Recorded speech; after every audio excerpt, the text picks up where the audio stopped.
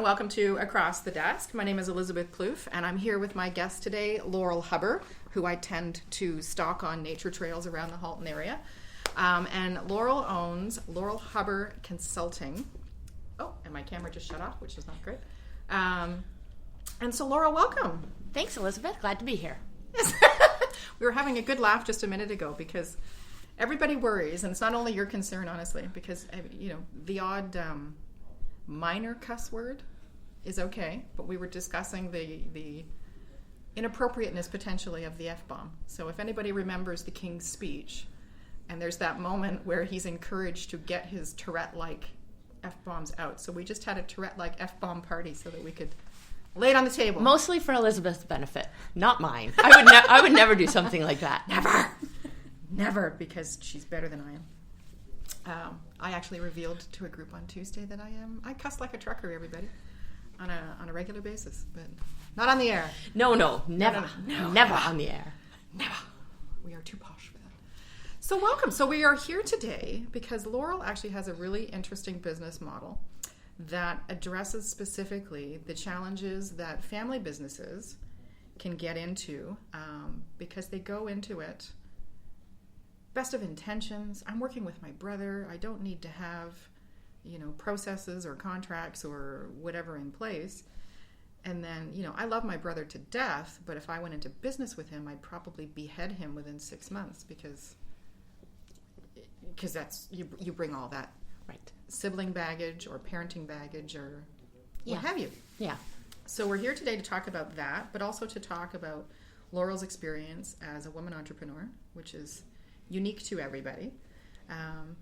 So we're going to go back to the beginning. We're going to take it back, kick it back. Take it all the way back. Take it all the way back to when Laurel was a little girl. Little Laurel. Growing up in... Caledonia, Ontario. Lots to do out there, lots of cows. Yeah. Oh, yes. Cow tipping. Lots of cow tipping, yeah. Yeah.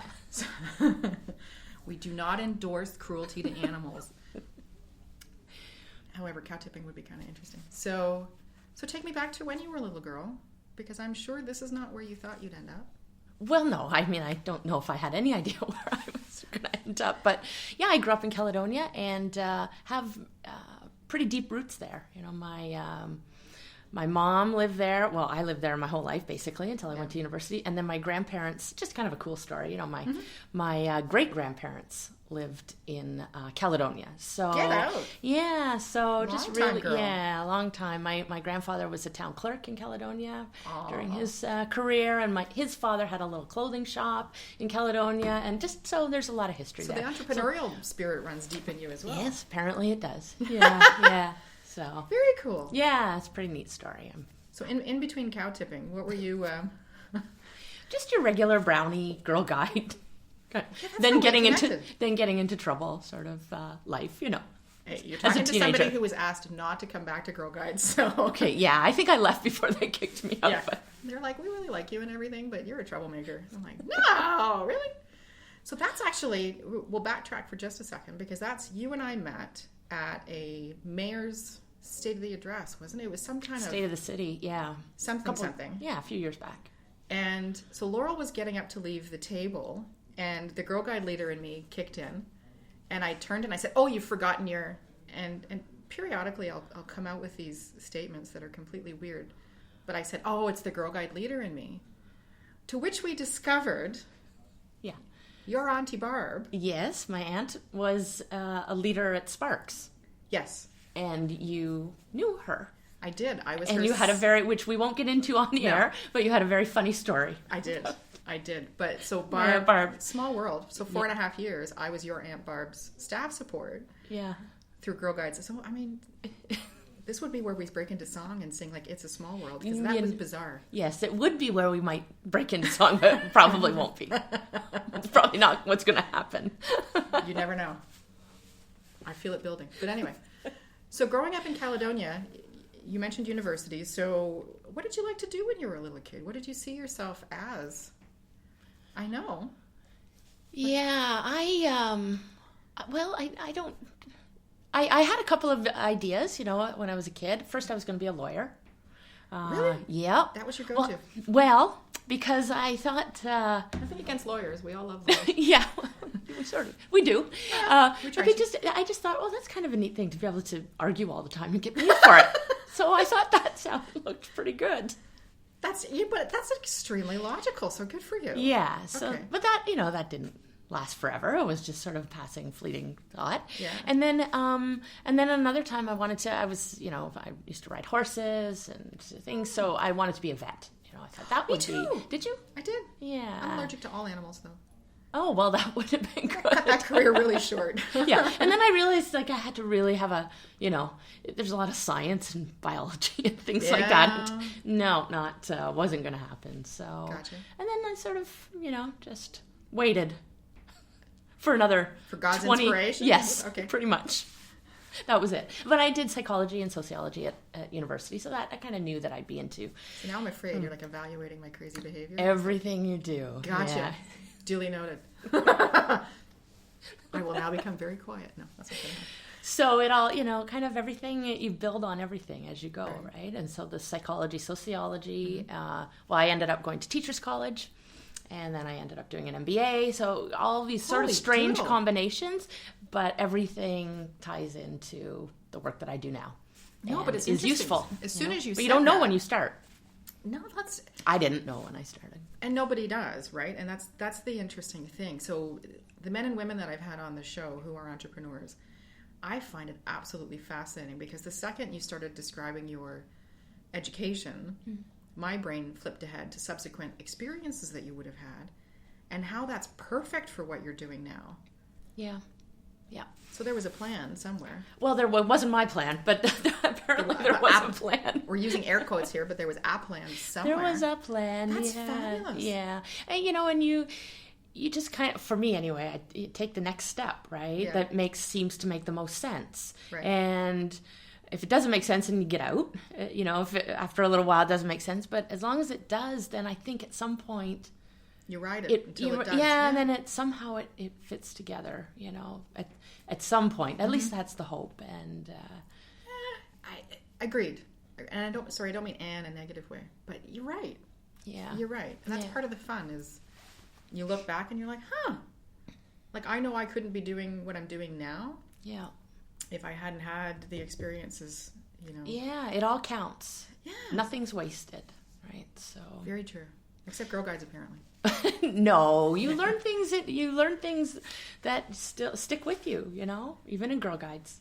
Extremely true. And full disclosure, Girl Guides of Canada was one of the best jobs I ever had. But my experience in Girl Guides back in the 80s taught me that being the way I am rubs people the wrong way. Okay. So you might want to tone that down. Well, at 12 anyway. It's in good stead now. But yeah, I was... Why do you think that is? Just turning the tables. Because you're talking look about... at you. Yeah, but you're talking about women entrepreneurs, Why does it stand me in good stead now? Because No. Sorry. Why did you think as a 12-year-old girl that the way you were rubbed people the wrong way? There's something... told me. Yeah, but why? I was always in trouble. 12-year-old girls. Always in trouble. How can people be... Nicer? Judging that. If we, as a 12-year-old girl, we want to, if we're in trouble, we're, it's like, you be quiet. Like that kind of thing. My entire life. Trying to push things down. Maybe this is a rant I don't want to get on right now, but there's something to it. But honestly, it's funny that you say that because that has been on my mind for the last month or two because as a 12-year-old girl, and I have friends who have known me since I was, because we moved back to Canada when I was 9, so my friend Stephanie has known me since I was 9, and she'd be the first one to tell you that I'm a shit disturber. We can say a poop disturber. Oh, sure. We can drop that one. Elizabeth can. My circus, my monkeys. I have always been one, and I'm sure my mom would say the same thing, to question. And I have always been one. They used to, so Girl Guides, and I'm not picking on, I love Girl Guides to death. Best organization you could put your daughter in, and I was a leader for 10 years. So but that's your context, right? Yeah. So as a girl, though, then, because the 80s were a lot different than we're much more open-minded and accepting, believe it or not, now, of independent thinking girls, then you can just go ahead and put the glass down. It's okay. And I remember them saying to me, you're doing your knots wrong. Well, my crap stayed together, so in my mind, what's wrong with it? And I remember and I probably gave stink eye without realizing it, and my daughter does that now too. But I remember looking at them going, well, what the foolally? Like, as long as it works. Right. But I wasn't following. You weren't in the box. I've never been, that damn box has caused me more aggravation. I'm more of a polygon kind of girl. I hope I completely agree with you. That 12-year-old girls, I don't have a 12-year-old daughter, but, Mine's 16, and she's kicking ass and taking names already, and it's so interesting that you brought this up, because my mom, love her to death, but always wanted my daughter to be quiet. Why are you allowing them to speak to you that way? And somebody recently said that to me. She's a little bit sassy. And I said, you know what? I would rather raise a daughter who was not afraid of speaking her mind, respectfully. Right. Feels comfortable to voice her opinion, and is strong-minded, because that kept me out of more trouble. Mm-hmm. I watched friends who weren't like that just get into bad situations. Mm-hmm. And so I think it's getting over the Victorian age of sit down, shut up, don't be seen. Mm-hmm. And not judging girls who will become women and then have to go through that 10 years of, and I'll turn it on you in a second, but they have to go through that period of accepting that it's okay to not want to sit down and shut up. Mm-hmm.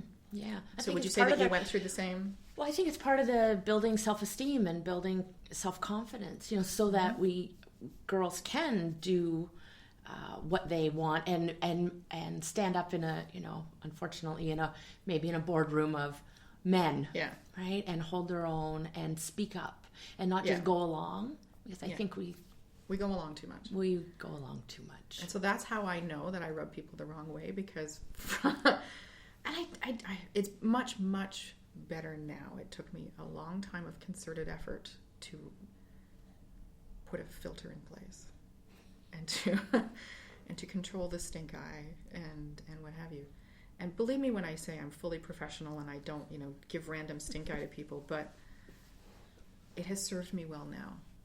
Mm-hmm. There are still components that I have to be actually more assertive on because of the sit down, shut up mentality. But as an entrepreneur, I'm really glad I am the way I am. And for my daughter to potentially be a future entrepreneur, I will never discourage her from being the way she is now. Mm-hmm. It's that assertiveness. I not aggressive and not bitchy. No, but assertive. Yeah. And as a woman, and that's something that I'm working hard on every day. Yeah. Right. To actually step into that. Agreed. And it's sometimes a double standard, because you can come across. As a woman, you think you're being assertive, and people take it as aggressive. Okay, agreed. Right? Because it's not societal norm. Right. Yeah. So you still fight that. Yeah. Still fight. Interesting segue. Very cool. Yes. Okay. So, but that ends up being, from the women that I've had sitting in the chair, I love that that's part of the conversation. Mm-hmm. And one of the things I'm looking to put together is a small group of women to come together, and not a mastermind group per se, but to discuss exactly these kinds of issues. And I'm sure they exist, but I'm a control freak, so I want my own. And feel supported. Yeah. And I had somebody sitting there, and this woman is fantastically successful, so outgoing, loving, creative, whatever. And she confessed that, she feels insecure about what she does every day. I'm shut the front door. Do you really?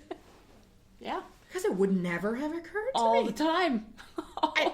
All the time. Really? Question ever. Oh, gosh, yeah. Yeah. I mean, I believe in my, the abilities that I have, but I question myself on a consistent basis every day.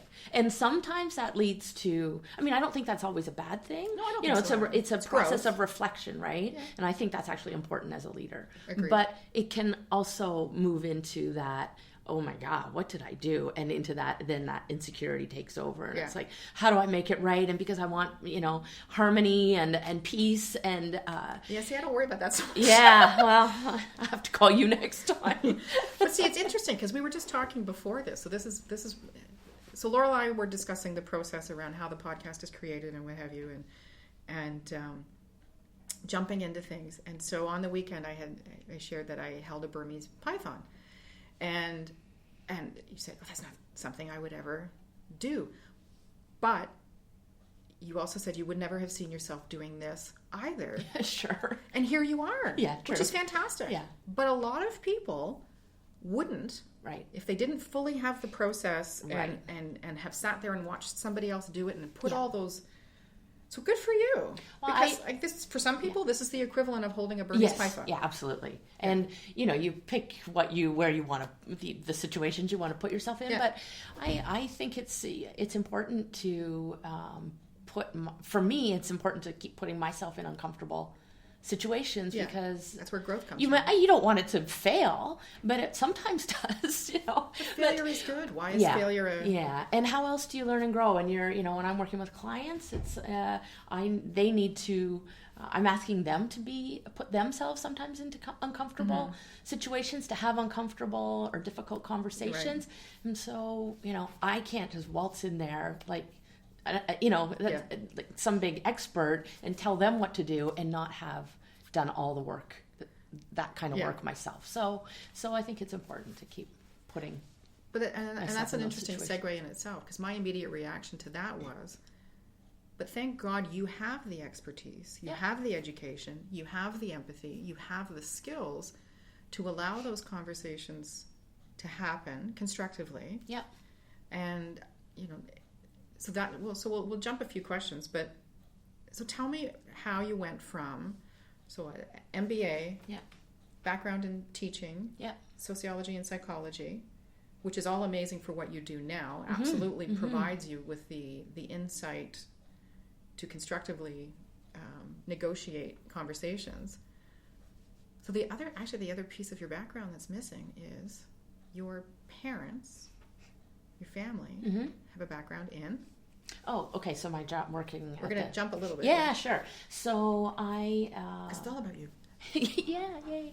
I did when I did my MBA, finished my MBA, my dad came to me and said, do you want to come and work in the business, in his business? What's your business? Business, construction company in Hamilton. Yeah.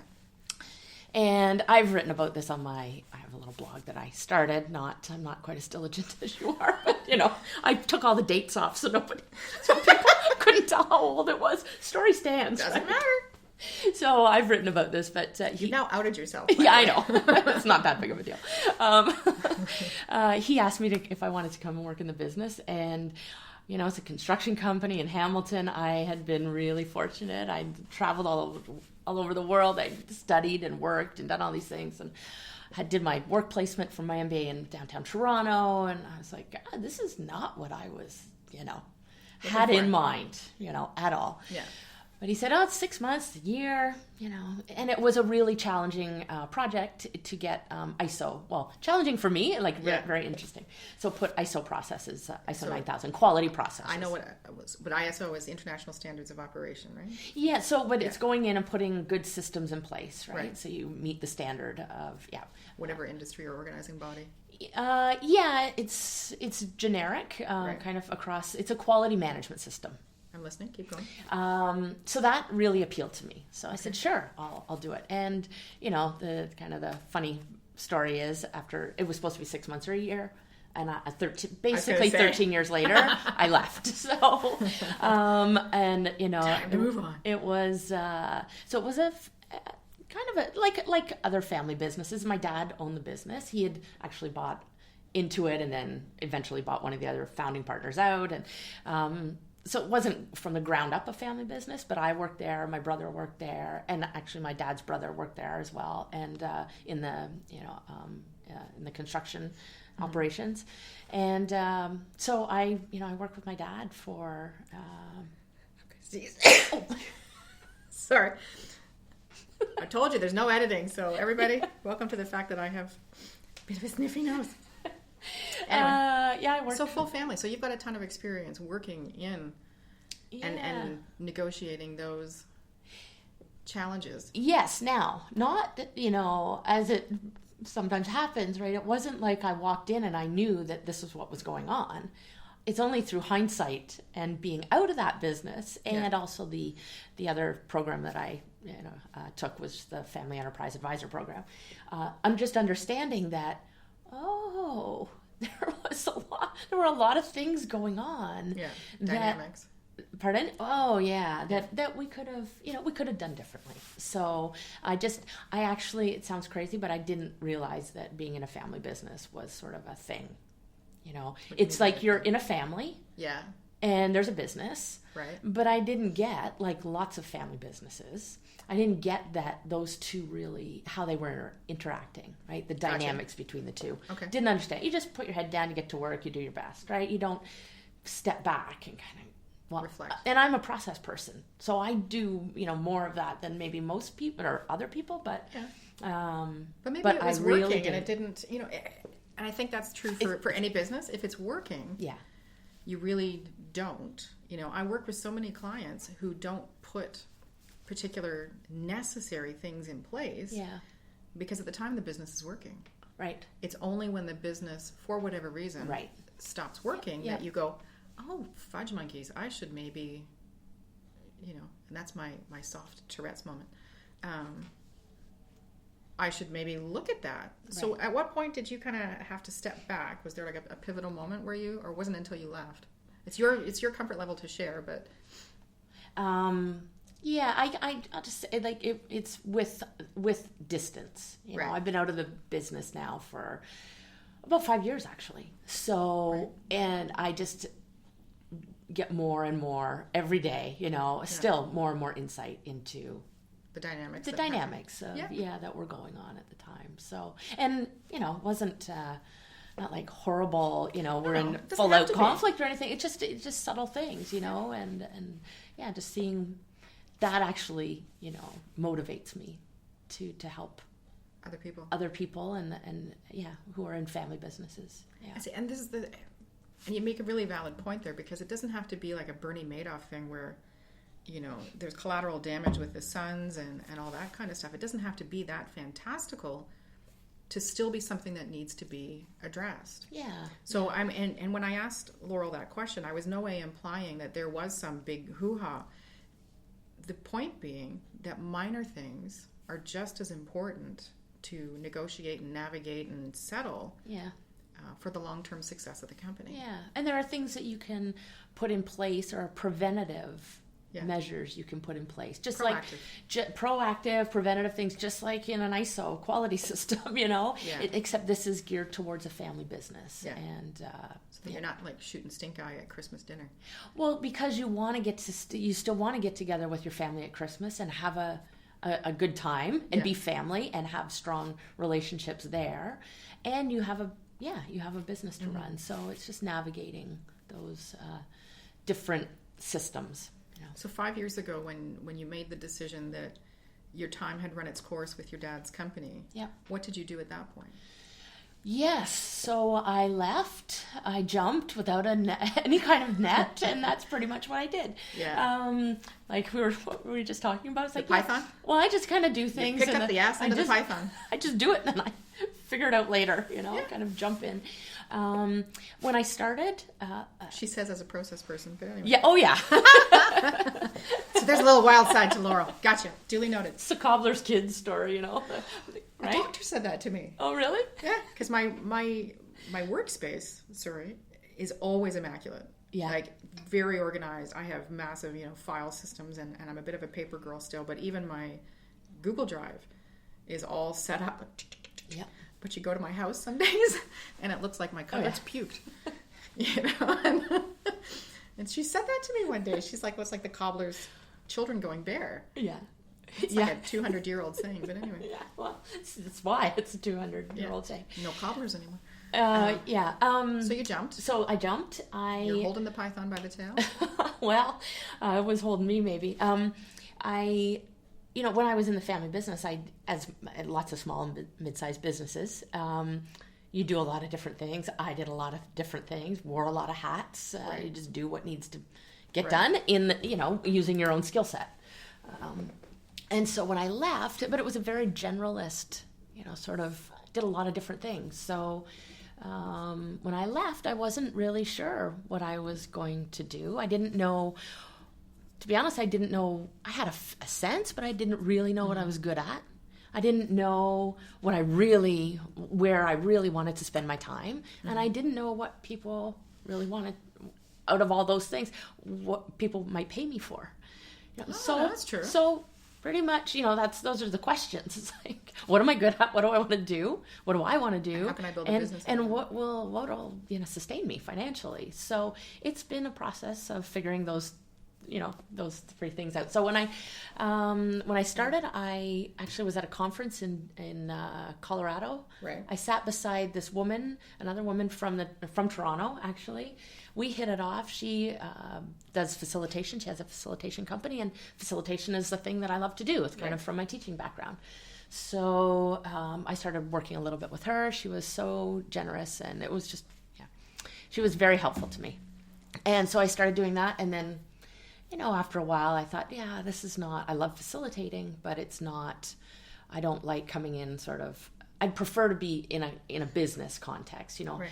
So you can see why there's a purpose to the facilitation. I mean, there is, but not coming in as a hired gun to facilitate a session and then leave, and you're not part of, the change Any or further building. nothing. Yeah. So I was like, okay, I it's all good, but that's not where I'm gonna be. And then I ended up meeting another consultant here in Burlington, and we did he had done a lot of process improvement work. So I worked with him for a while, and we did a lot of good work, but it still wasn't quite what I wanted to do, and so I actually had sort of said, no, I'm gonna kind of carry on my own and figure it out. And then someone sent me this, talk about the life-changing pivotal moment.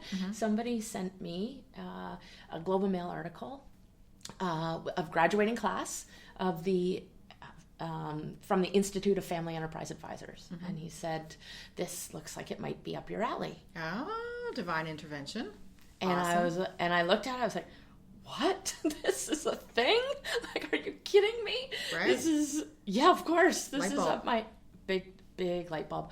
So that's what I did. I guess I started in 2013, and it was a year-long program, part-time program at a Sauder business school, and it was here in Toronto, but I did that program. We're in Burlington, darling. Well, it was in this area. It wasn't out west.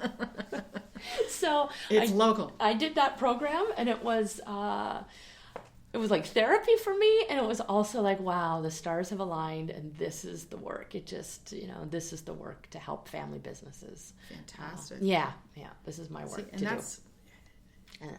I have to get this group together, because I would so love to talk to you about that, because I would imagine that there are people that are maybe a year or two out from that pivot moment, who they're at that make or break. And, they tried to hang on to the python's tail, and they just don't want to anymore. Yeah. Because that transition from employee to entrepreneur is something that I try and touch on each time, because I know I've struggled with it. Yep. I know you and I have talked briefly about it before. And it's honestly, what am I in, year 2? I'm in year 2 of my first business, and I'm just now really getting over that. Yeah. And in some ways, some very small ways, when I sense that happening with a client, where I'm almost getting put into, not a subordinate, I mean, that just sounds awful, but I rebel. I have like that 12-year-old leave my knots alone moment, where I'm like, I'm working with you, not for you. Like, I am working for you. And that sounds so awful. I mean, believe me when I say I love my client relationships, but getting over that transition point has been really hard. From employee to entrepreneur. Yeah. And so when I feel that slip, I tend to... Yeah. It's a huge transition, right? Yeah. And I've said lots of times, this is not for the faint of heart. No. Like, this is hard crap. This is really hard. Yeah. And, I feel very grateful that I actually had that pivot moment, because I still pinch myself. Actually, I kind of go, I can't believe it. And I'm really grateful to the person who actually sent me that article, because it was just meant to be. And you don't, when you're doing things, you don't know if that moment's going to come, and it's blind faith. Hang on to the tail. So talking about, the transition, right? It's obviously financial security from employee to entrepreneur. Yeah. It's figuring out how you can actually make some money with the skill set you have. And then another challenge for me is working on my own. I come from a big business, not big, but 100 plus employees. So that was the environment. Always people around, always something to do or somebody to talk to. And then, I've worked with different people along the way, but essentially it's just like, it's you. That's it. So when you get into the crazy party sometimes, and we all do, and I would challenge any entrepreneur, and the entrepreneurs that I respect the most are the ones that admit to the crazy party. And partly because I think entrepreneurs sometimes want to put out a facade that it's all roses and champagne, and I don't like champagne, so all roses and ginger ale, and I think that does other entrepreneurs a disservice. Yeah. Because you need to know that they have had those dark moments. You need to know that as much as they've hung onto the python's tail, sometimes it wraps itself around you and just brings you to your knees. Yeah, it does. And and I don't mean that in a touchy-feely whatever kind, but it's not for the faint of heart. And you also don't want to present yourself as somebody who's, it's understandable, right? You don't want to present yourself as somebody who's doesn't have their stuff together, Absolutely, and doesn't absolutely. know but the truth, the truth is it's... Well, after 6 o'clock, there are moments where I'm like, what was I thinking? For me, I, in those moments, there's different strategies, right? But, reach just calling somebody, talking to somebody, getting outside. And I have a coach and a mentor, and that is I would highly recommend it. I do. I think it's I have two. Yeah. Love him. Love him. I'm extremely fortunate, and I sing his praises quite often, but I was extremely fortunate that a client of mine for both businesses has turned into an amazing mentor. Yeah. And so one thing, I'm going to backtrack just for a second. So Laurel was asking me why I do this, because right now, for people that I know and can trust and what have you, there's no charge to do this. And I started it because I really want to help other businesses, and I enjoy talking. So, yay, tick. And what was my point? Dang it. Oh, I've gone off now. Anyway, so, there it is. So this gentleman, one of the things he wants to do, because he's been so successful, is help other entrepreneurs. Yeah. And give them perspective and give them the benefit of his expertise and what have you. And I love that. And I've been so blessed to have that relationship with this person. I reached out to somebody on Friday because I was almost at the point of spectacularly dropping my basket. And a previous guest, Mike Edwards, whom I met through Spark the Change, which I have to talk to you about because I'm telling you, you would have a moment there. It's a fantastic thing. Is a coach, business and life, and I needed perspective. And I thought, I don't want to reach out to somebody that I have done that reach out with before. Right. I need a brand new, and Mike and mine's relationship hadn't gone there. Yeah. Right. And it was great. I mean, he was so giving of his time, and spent an hour with me on the phone, and by the time I was done, the basket was fully okay. Yeah. Perspective was back. Yeah. It was fantastic. Yeah. And I'm not good at that. I don't know about you, but I have a really hard time reaching out to people in that capacity. Oh, I see. When you need help, you mean? When you're just about to... Yeah. Yeah. Yep. I had a business coach say to me, he's like, you need to do something... you need to do something really uncomfortable to break yourself out of, the employee mindset and whatever. And I said, okay. I said, you need to understand something. I said, you and I talking right now is my really uncomfortable thing. Mm-hmm. And he kind of looked at me funny. I said, I don't ask for help. It's never anything against the other person. Yeah. But it's really hard for me to admit vulnerability. Yep. It's really hard for me to go, yeah, my basket, I've not only dropped it, I've had a little tap dance on it, and there's not a lot left. So that was my uncomfortable thing. Yeah, it's not easy to do that. It's not. No. It's not. Especially if we want to be, present ourselves as independent and capable and all that crud that we stick in which our heads. we are. Yeah. And it's not either or, Which is, I think, and I'm so glad you brought that up, because I think for male, female entrepreneur, it doesn't matter. It's the mindset. It's understanding the value of getting different perspective. Mm-hmm. And it doesn't make you weak. No. It actually makes you stronger to... Well, I think it's also just letting us all be kind of human. Yeah, agreed. Yeah, agreed. I mean, there's business and you have to get things done, but there's a human experience going on, and when we deny that, the challenges are huge. We're doing a disservice to ourselves and to the things get out of control then. On a micro and macro level. Yeah, and I continue to work with Mike on the Spark the Change team, and I know he knows. Just because I had that moment doesn't mean I won't deliver a fantastic event with that team, and then I won't meet my obligations and what have you. So anyway, moving on. So it's okay. I'm feeling good now. It's a therapy session with Elizabeth. And that's Would you like a coach? Honestly, I'm so freaking tired right now. I'd probably go sleepy bye-byes. But honestly, I like to include these moments in these conversations. And it ultimately comes back to what the professional I'm speaking to offers. But I think the experience that everybody has on their way to doing what they're doing is so valuable to share with others. Because somebody will connect with this. Somebody will go, thank you, Jesus. It's not just me. Right. And I will pick my basket up and I will grab that python and slap that sucker in there and off we'll go. Sometimes that's all you need. I know for me, that's all I need. Sometimes just hearing somebody else, connecting to somebody else, their voice, their story, their whatever. And then absolutely. I go, okay, I got enough to keep going. Yeah. Definitely. I'm not the only one having a crazy party. Yeah. And so for me, that's an important part of not only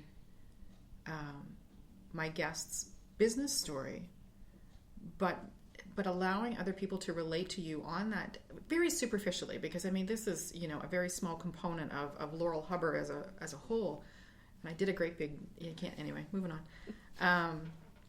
and I think that's really valuable. I think one of those things that's missing today in business is that human connection, and people understanding that you can be professional and offer very valuable expertise. Yeah.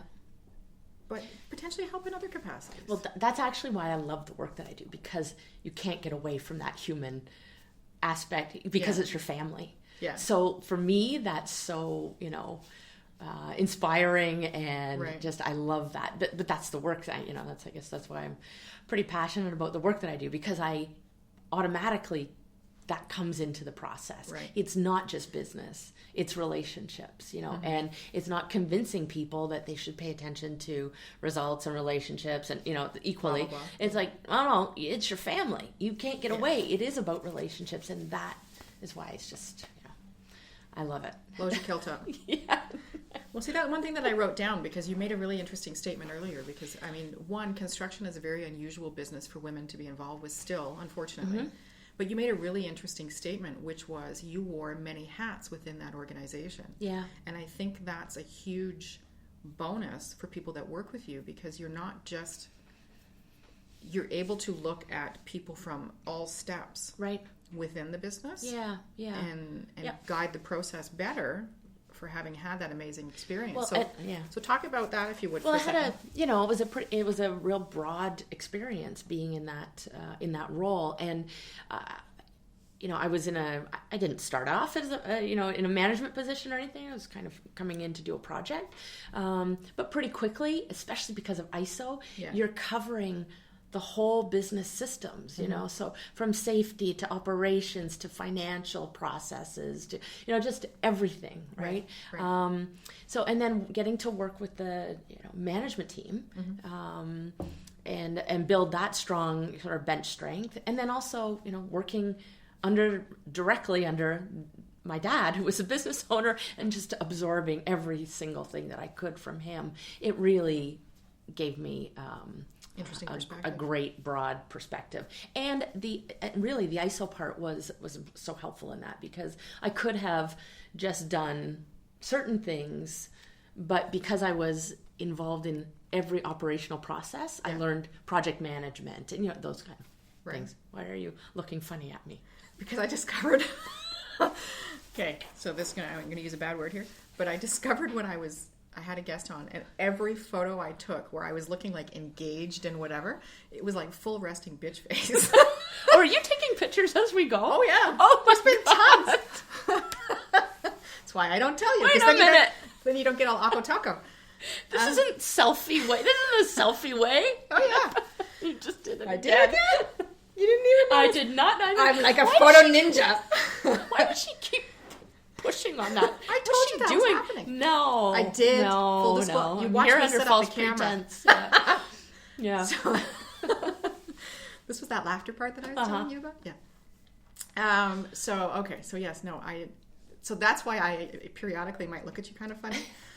Because when I do my, I'm so interested in what you're saying face. But there's a picture being taken, so you're trying to look good. Exactly. I get it. I don't take the pictures. Just leaving me to the wolves. No. Sure, I get it.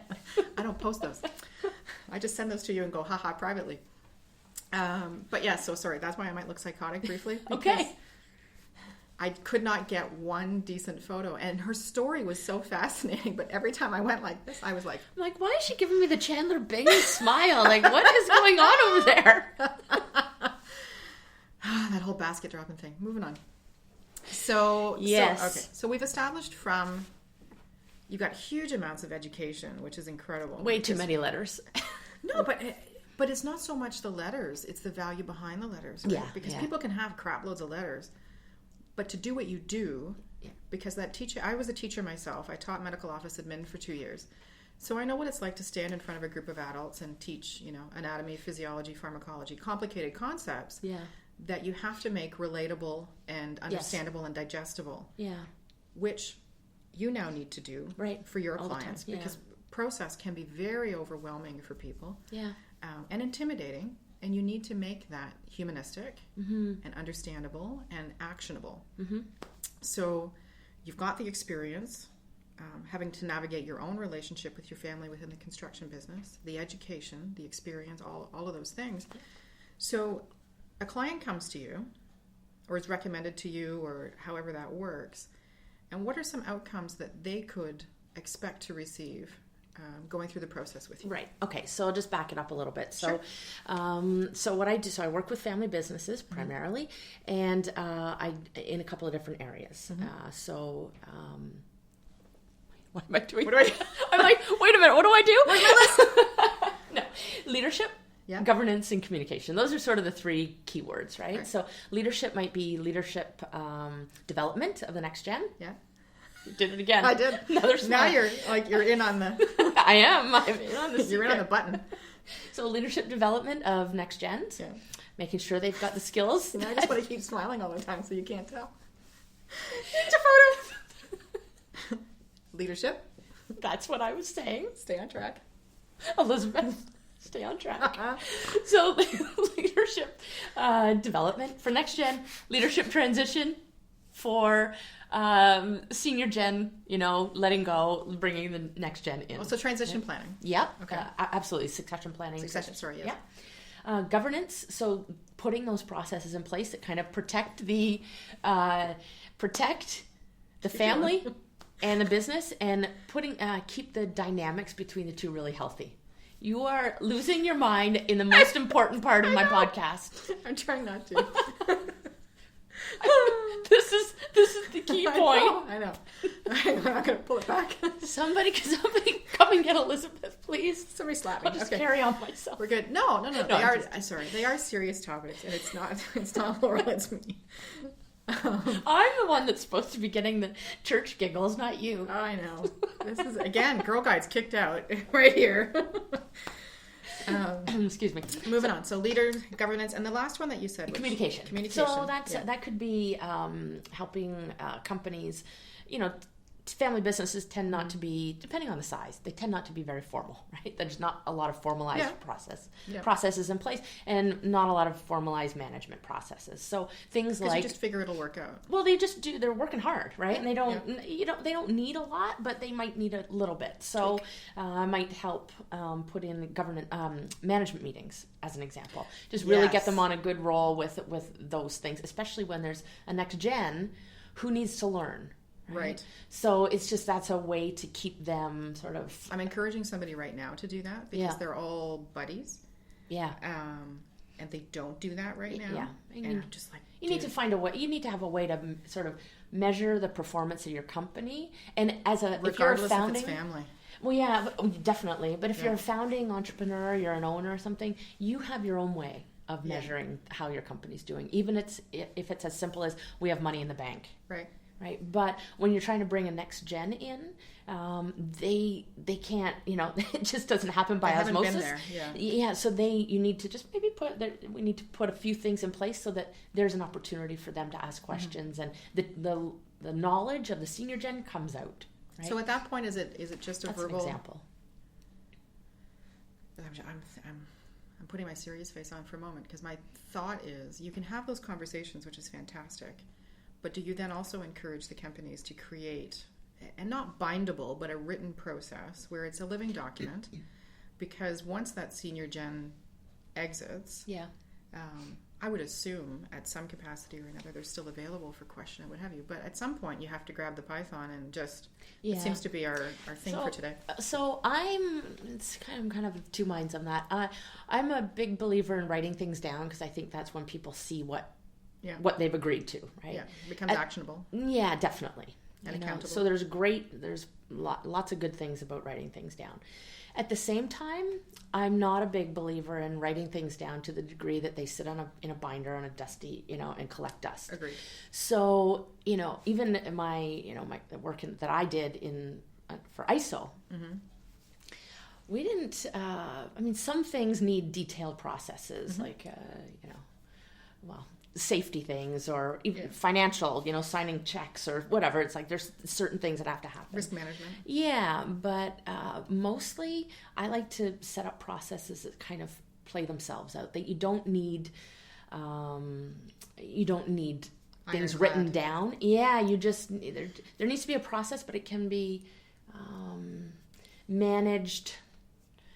It's not like you have to train, I'm not saying this very well, but you're not writing it down and documenting and putting it away. You're actually living it. Sometimes the verbal is enough to get people thinking that way and incorporating it. Well, you keep the accountability in different ways, so it can't pass go unless it's got this piece done. Right. But the person who receives, I'm not making any sense right now. No, you are. You absolutely are, because I think that's, because when I met you and the iteration of your business that you were doing then, one of the reasons I came to you is because the companies I was working with at the time were startups. Right. And your target audience at the time were companies that had reached that, I think it was 150 apex of employees. That kind of thing. Yeah, and had not put these processes in place, and were now facing a crisis. Yeah. So from my perspective, it was an extremely valuable service that you were providing, because if you could implement that from the beginning, from inception or up to 10, then you could avoid that 150 point crisis,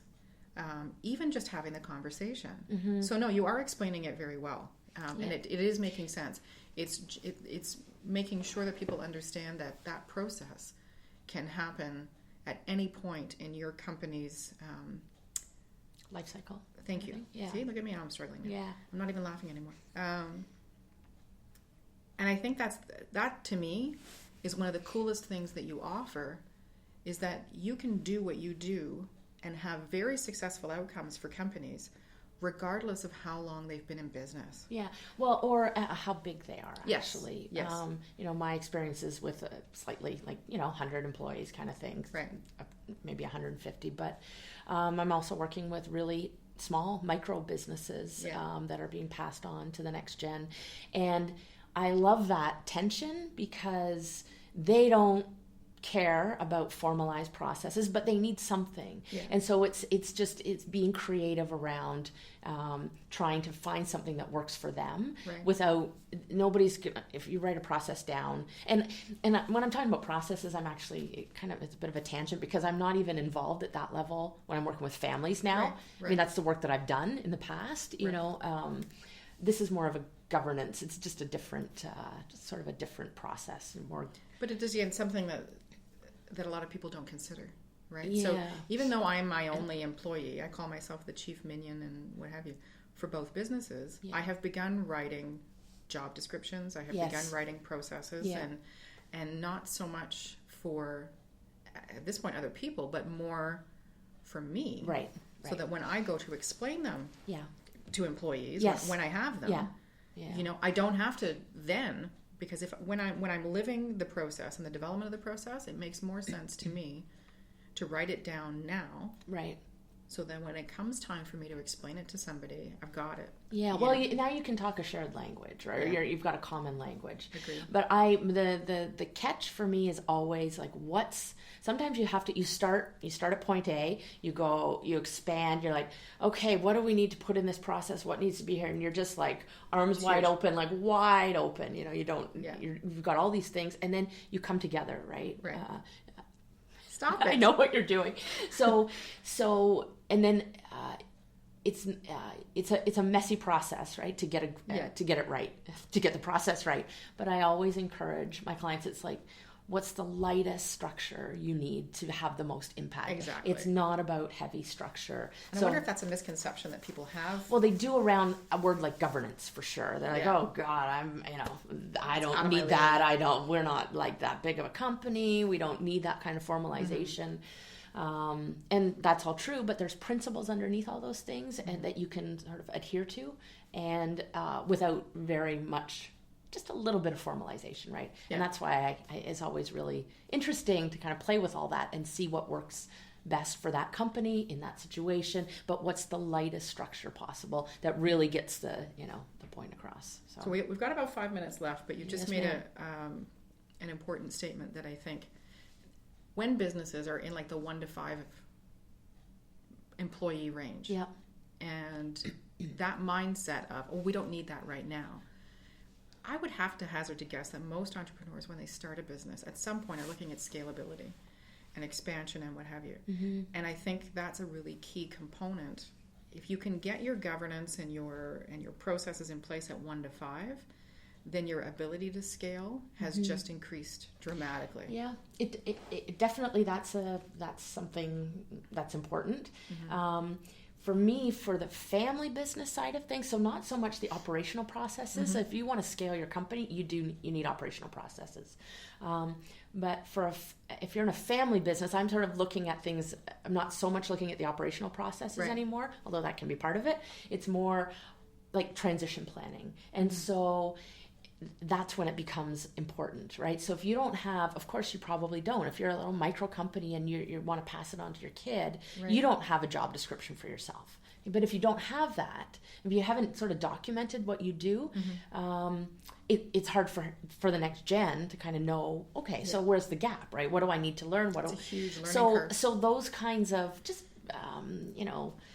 just taking a look at things like that, like putting a job description, you probably might not even call it that, or a CEO profile or something like that in place, and listing out everything you Duties do. and responsibilities. Yeah, all your duties, all your responsibilities, your role, right? And then, I'm wondering if that's why, what came to mind, was the Eaton family. oh yeah, And how Dad had managed to build, and I think Dad had brothers as well. I can't remember the entire story, but I know when it went to the next gen, they absolutely dropped. right. They just dropped the ball completely. And I'm wondering if the senior generation had done the things that you are able to do, where would Eaton's be now?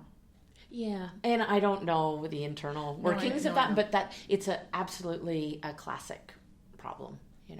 I mean, there's statistics, people debate it, whether this is even a valid statistic, but let's just say, let's not use the statistic. Let's just say the odds of a family business, moving to the next gen and subsequent generations, if that's your goal, the odds are against you. You have to put some things in place to make it happen. Yeah, and founders or senior gens handing the reins over in the right way, not that common. So it takes you've got to be willing to do the work.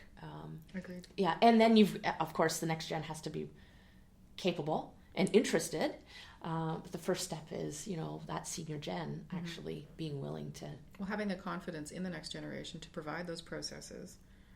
And I wonder if one of the... And we wrap up in a second here, but you just got me thinking. I wonder if the senior generation sometimes have a moment where they're like, well, I had to scrabble.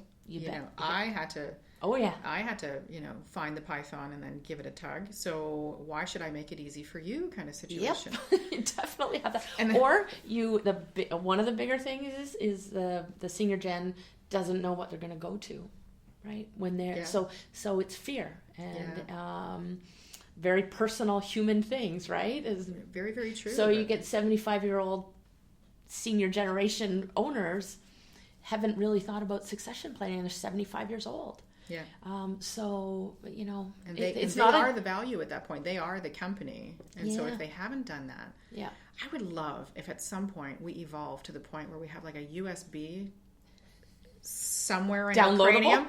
Honestly. and we Here's just everything you need to know. But what fun would that be? Well, you'd be out of a job. Yeah, true. So maybe we'll just... I'm sure there's an app for that somewhere. But anyway, so we know now that the outcomes are companies end up with structure. They end up considering parts of their succession planning that will ensure, hopefully, the success and continuation of the business, which should be part of anybody's plan. Yeah. And they are able to then pass on the value that they have created. Yeah.